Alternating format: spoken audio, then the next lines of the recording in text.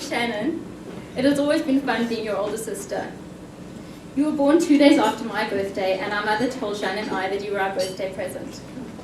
And so we decided that you would be our little toy, and we would make the most of it.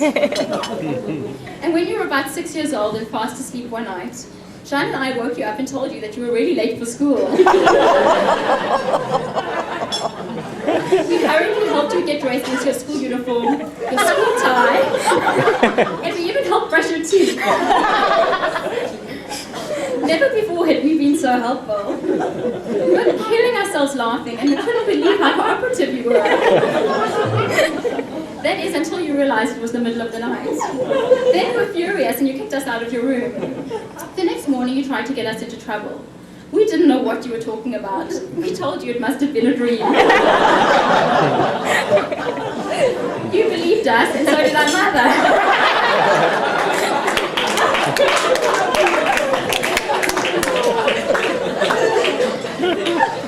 And I see you as someone with the utmost in pride, dignity, and humility.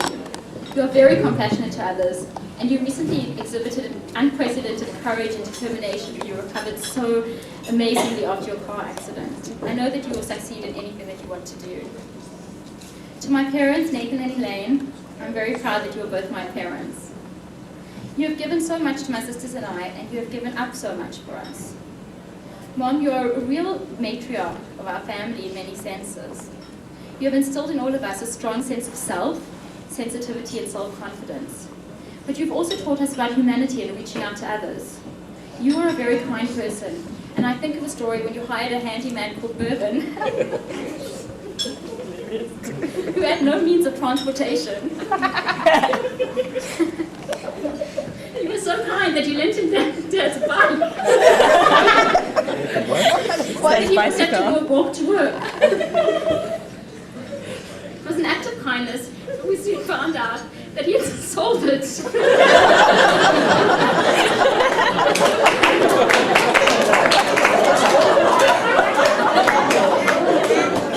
And Merv was investing the proceeds in a new business as a pump.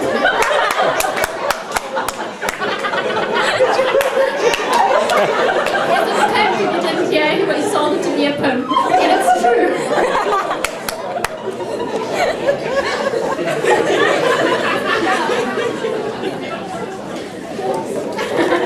Well, you told my story about my resume going to my old boss. Told you I was talking after you. Dad, you have so often been the voice of reason. You're always so patient when all of us come to you, so tirelessly seeking your advice. You encourage our independence of thought and reaching for our dreams. You too are very kind, and especially when you didn't go crazy when Merv the perp sold your bike. And you didn't know that you'd let him.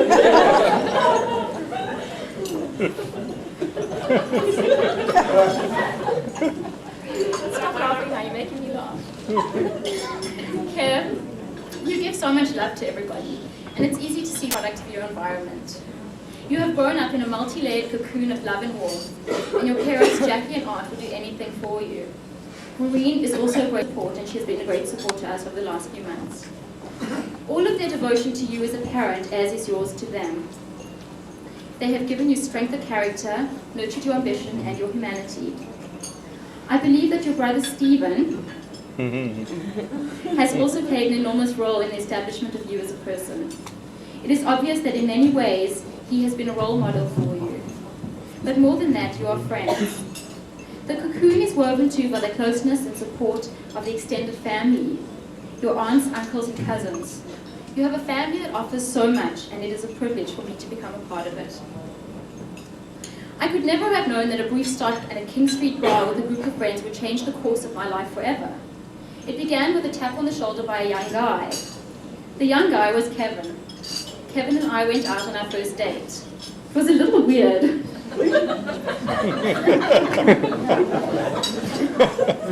He was wearing a purple shirt with a bleach stain on the right shoulder. Shan, can still say it, it'll be fun. In the rain, and I started to resemble a bit of a drowned rat. I decided not to care. After all, what kind of guy does a nice girl meet in a bar anyway? take long for me to realize what kind of guy I had met in a downtown bar. As time passed, his warmth, genuineness, and sincerity became so apparent. His big heart, his patience, his compassion, his calm approach to problem solving, his sense of humor, his acceptance of human foibles. These qualities overpowered the purple shirt with a bleach stain. After a little while, I began to hear the rumblings of commitment and marriage. And then came the proposals, all of them.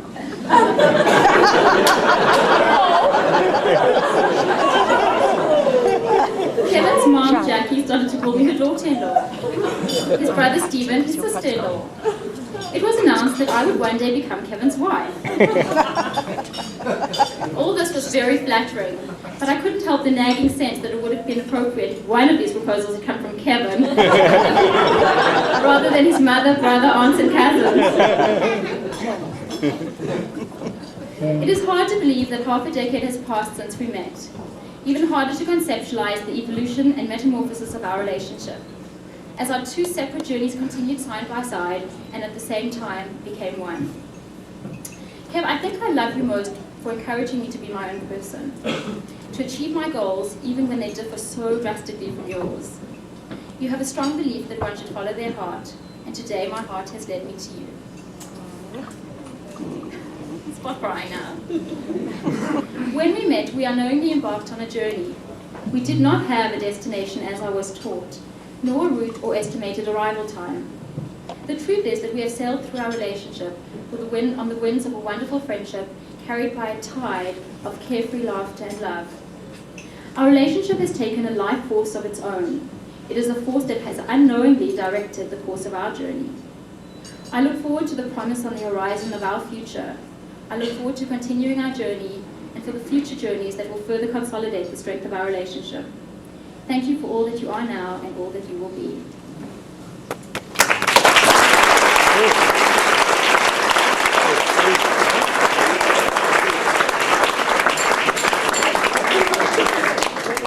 To be able to attend tonight. Those friends and family that have traveled from other continents have added a special spirit and energy to this amazing time. Next, I would like to thank you, Michelle, the love of my life, for organizing this spectacular evening. The endless hours you have spent over the last 6 months and commitment to excellence is displayed in abundance. Thank you so much. I'd also like to take this time to just say I'm blessed tonight because I have my great who has talked about dancing at my wedding since I can remember. And having her here tonight has really made things special for us.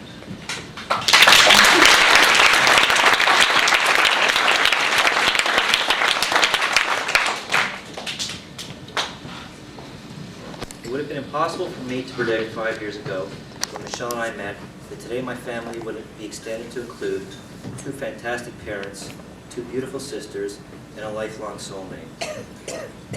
May's given me a sense of love, warmth, and ease to bring herself to call me her boyfriend. Our time spent together throughout the numerous shows have been a wonderful mixture of discussion and humor. I look forward to many, many more in the years to come. I, in return, have deepest respect for the difficult choices you have made and followed through with in the past. Your decision to leave South Africa for a better life in Canada was the ultimate display of devotion to your family. It is some unlimited love, support, and unity given to your girlies. However, with this said, there's one thing, and one thing only, Nadie, which I found to be a great disappointment. This is your strict obedience regarding the wishes of your family to always lower the toilet seat when finished. Due to the fact that you've offered no resistance on this age-old struggle between men and women, I shall suffer the repercussions from Michelle every time I forget to put it down. I can only speculate that you calculated the appropriate revolt would be upon the birth of your first son. As for Shannon and John, it gives me great pride to call you my sisters. You're both wonderful and caring people with fantastic futures ahead of you. You are both full of energy and exuberance and have the power to illuminate a room of people upon entrance. It's truly a gift. Mom and Dad, Your love for Stephen and I has always been felt. Even when Dad, I'm surprised you didn't ground me for a decade, following my comment that it wasn't such a big deal anyway, since the fabric was ruined and the sofa going to the shop shortly for reupholstering. In my childhood with the appreciation of knowing that I received those things that I needed and more often received the things that I wanted. Sometimes when it wasn't in the budget. You've both been wonderful parents and role models, which I hope to emulate with my children, hopefully in the near future.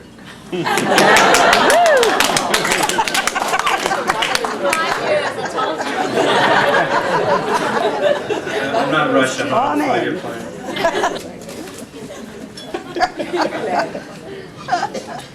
Michelle, it's not just me. Thank you very much. Maureen, support throughout the wedding plans has been felt has meant more to us than perhaps you realize.